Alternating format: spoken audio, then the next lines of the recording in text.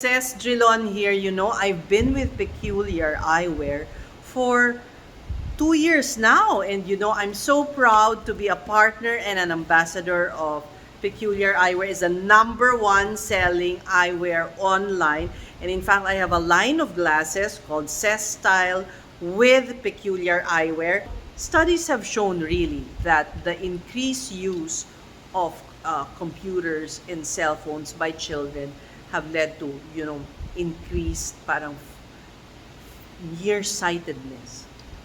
Studies have shown that. Overexposure, overuse of gadgets, it can dry your eyes. You'll be blinking more often because that's how you produce the moisture, diba? And then you'll get more redness, maybe headaches. So this helps.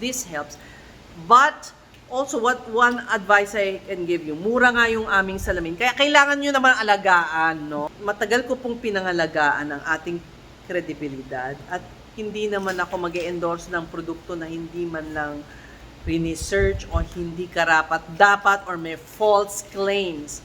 So, maingat po tayo. Yung UV400 na lens na meron lahat ng Peculiar Eyewear ay talaga pong maganda, nagbibigay ng magandang proteksyon, hindi lang sa harmful blue light na nanggagaling sa electronic gadgets, pati sa paglabas natin.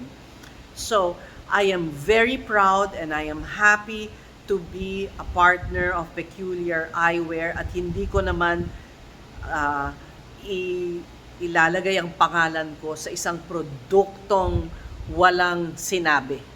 So, can you imagine, look at it. I'm gonna let it go and look. Imagine what is absorbed by your naked eye there. While this one is protected. Ito hindi. Yan yung na-absorb ng mata ninyo. Yung harmful blue light. So the UV400 helps protect, helps shield our eyes. Tapos itong kulay, itong hindi na proteksyonan, na-absorb na ng mata. So, can you imagine yung strain na nagagawa, yung damage that may become worse if it's repeated every day. Invest in your eyes. It doesn't cost much because our product is very affordable. It's also very stylish.